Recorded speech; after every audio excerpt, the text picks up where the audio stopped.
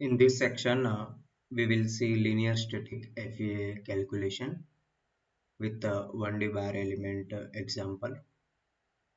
So till now we have seen from starting from governing equation to FEA algebraic equations.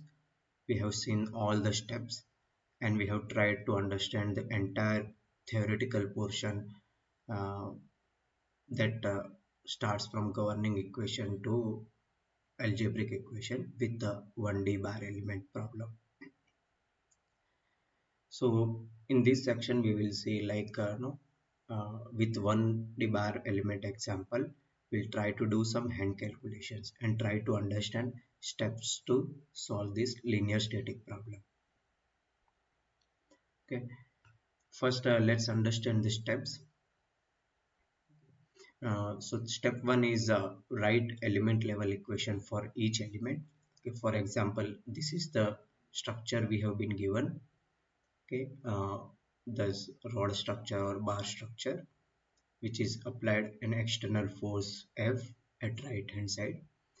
And let's assume that the structure is discretized into one number of element. Okay, that is a 1D bar element. So we so for this problem, FA characteristic equation for this 1D bar element, we know A by L, this matrix 1 minus 1 minus 1 1, then vector u1 u2 f1 f2 vector. Okay, so we are specifically talking about 1D element in 1D space.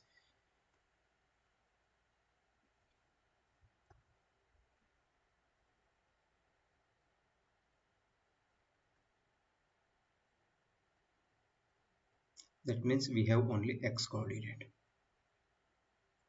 and the element is situated at x equal to 0 and till x equal to L. Okay.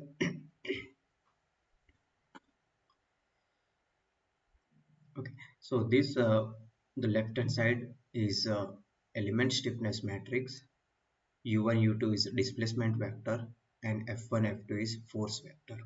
Okay, and we can write it in short form.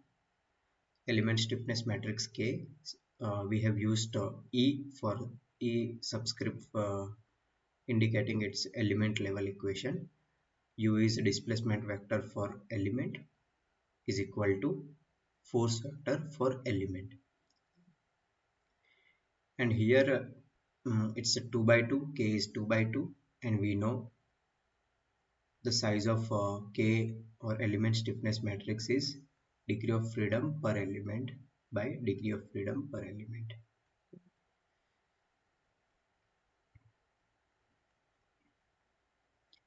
This force vector, as we know, F1 F2 is a external force, not external force, but force F at node 1 and force at node 2. And I mean this is this consists of external force and internal reaction force. And external force is nothing but the force which is applied externally. Okay, and internal reaction force is something which is generated at the boundaries due to boundary conditions. So we can write F1 F2 is equal to this external force vector and internal reaction force vector.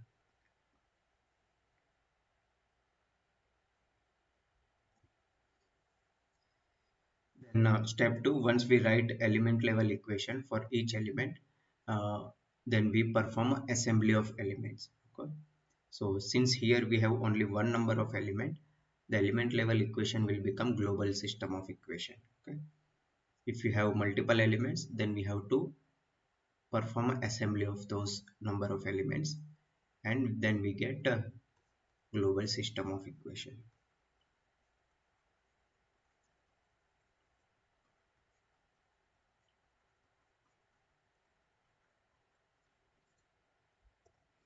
Okay. And size of this matrix is n by n by 1, n by 1. Okay, n is total number of degree of freedom. Okay, degree of freedom in the system. In our case, it is 2 by 2, 2 by 1 and 2 by 1.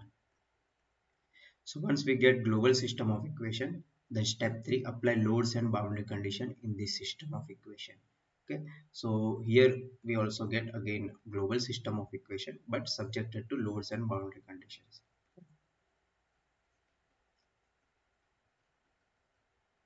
So we will see this with example.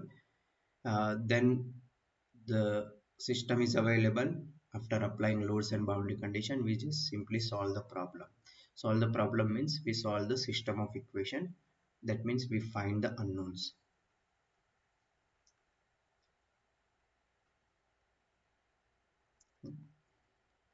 For example, primary solution variable, that is displacements. So we find the unknown displacements and internal reaction forces.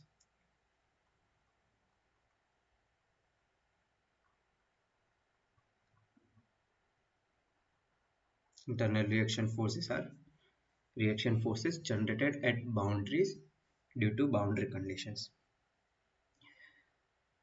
So once we find this unknown displacement, that is not sufficient, because we are not only interested in displacement or deformation, uh, we are interested more in stresses and strains. Okay, so then we find other derived quantities like stresses and strains from displacements. Okay, so we find stresses, strain and also internal forces. Okay. Here in this example we will not see internal forces, we'll see it in our non-linear lecture. So this is a step-by-step process for solving a linear system of equation or linear structural problem. Okay, so let's try to understand with example and hand calculation. So we'll take the same example. Now we'll give assign some values. Now the external force is 1000 kilonewton. Okay. The length of the structure is 0.5 meter, and we'll follow Newton mm turns second unit system. Okay.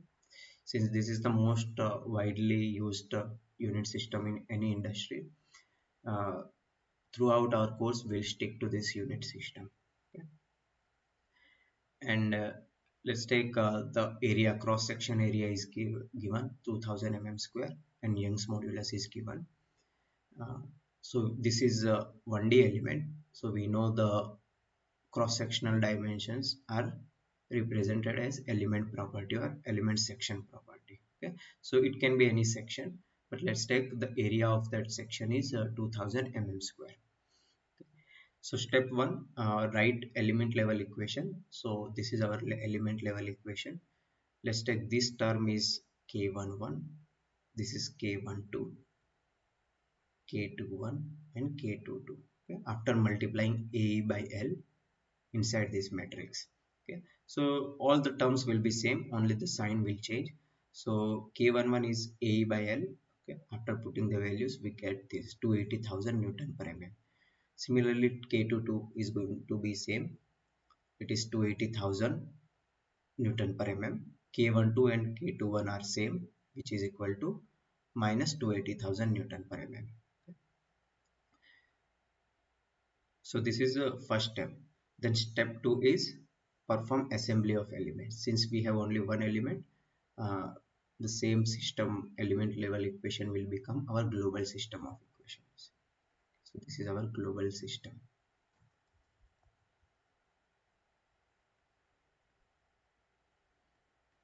of equations.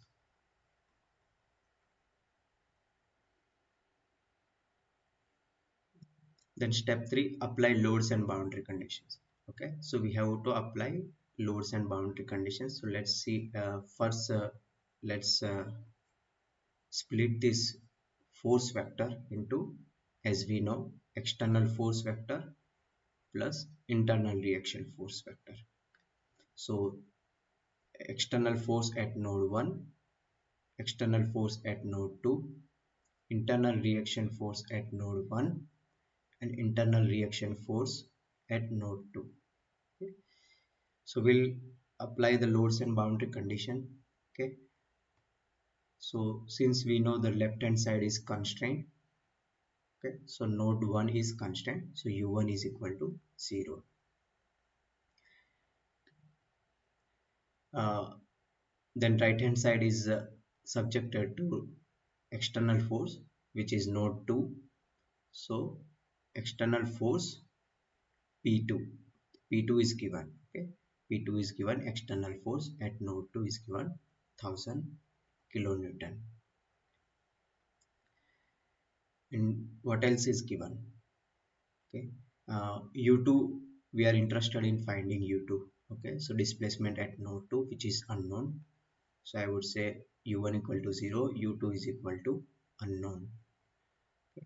We need to find p1, so there is no external force at node 1, so p1 is equal to 0. p2 we know 1000 kilonewton. Now internal reaction force vector. So as been said, internal reaction force is the force at the boundary conditions. Okay, so node 1 degree of freedom is arrested, so there it will generate an internal reaction force. So we need to find IR1.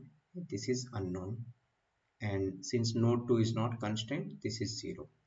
Okay, so once we put all these loads and boundary condition here, we get this one. Okay, u1 0, u2 unknown, p1 0, p2 given, ir1 is unknown, and ir2 is 0. So this is our global system of equation after applying loads and boundary conditions.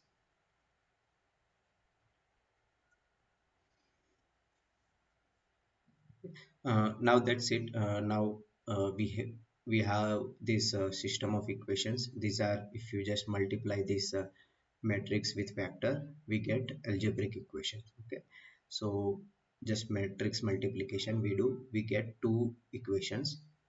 The first equation is minus 280,000 u2 is equal to ir1. Okay, and second equation 280,000 u2 is equal to this 1000 into 10 raised to 3 Newton. Okay. So two equations and two unknowns, u2 and ir1 are unknown. Okay. So we can simply find these two unknowns. So u2 is equal to 3.57 mm, and ir1, it's obvious. Okay, it is equal to external force but in reverse direction. So minus 1000 into 10 raised to 3 Newton. So this is step 4. Find unknown displacements and internal reaction forces. Then step 5, we said step 5, which we are more interested, stresses and strains. So step 5, find strains and stresses. Okay. So before this, I'll just we'll come back to this step 1. Okay, uh, we know what is the main concept in FEM. Okay, we assume, if you remember, we assume the solution. That means we assume the trial function u of x is equal to n1 u1 plus n2 u2.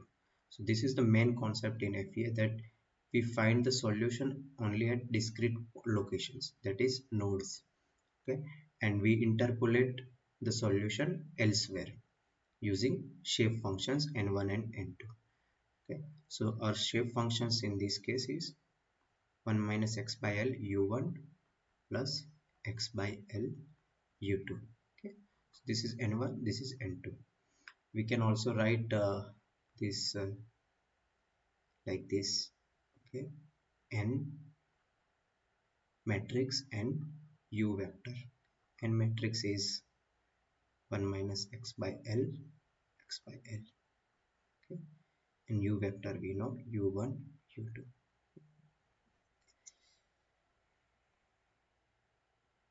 Okay, so we'll use this for finding strains. Okay,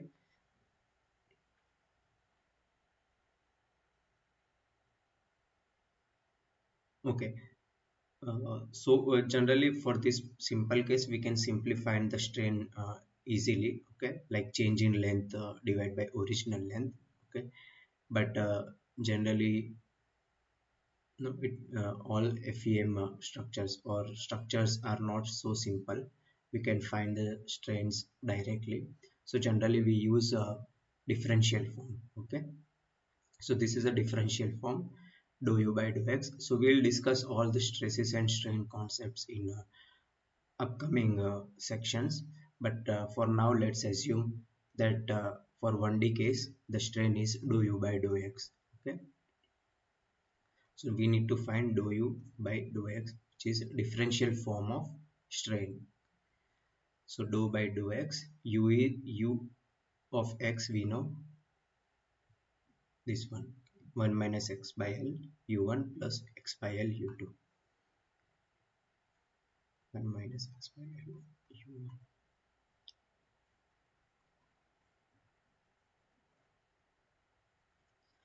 So by differentiating, we get 0 minus u1 by L plus u2 by L, which is u2 minus u1 by L. Okay. So this is u2 minus u1 by L, which is also obvious, like change in length, okay, which is displacement u2 minus u1 divided by original length. Okay. So we can say 3.57 is u2, u1 is 0, and length is 0.5 meter, which is 500 mm. Okay, this we get is 0.007 in some decimal points. So this is a strain. Once a strain is known, then we can get stress. Okay. So this is a process, or these are the steps you can understand. Okay, within step 5, again from given displacement, okay, we can first find the strain. Okay. Obviously, like we have been given some deformation, we can easily find the strain first. Then from strain we can find the stress. Okay. So uh, we are assuming everything here it is linear. Okay. So our material is also linear, so let's assume the material is linear, isotropic, and homogeneous material. Okay.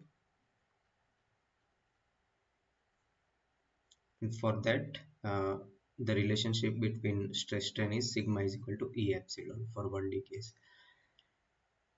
So we can simply find the stress in the structure as E is 70,000 into epsilon is 0.007. This comes around 500 megapascal. So this is the simplest example, and I would say no, this clears like basic step-by-step process of how linear FEA calculations are done. Okay, so in software also in background, this is the way the calculations are done, okay, using the computer programming. Okay, so we will go like step by step. Okay, first we'll take like linear static, then we'll in upcoming chapters you will see non-linear calculations. Okay, so uh, there is a dialogue in Bollywood movies, never underestimate the power of common man. Okay, I would say never underestimate the power of 1D hand calculation. Okay, so it is very important to understand the concepts through 1D example. Okay, this will make your foundation very strong. Then when you try to understand the complex concepts, non-linear and 2D and further 3D, okay, this will help you to extend your understanding to that advanced level. Okay, and also ultimately you will also become expert in solving convergence issues. So hope this clears.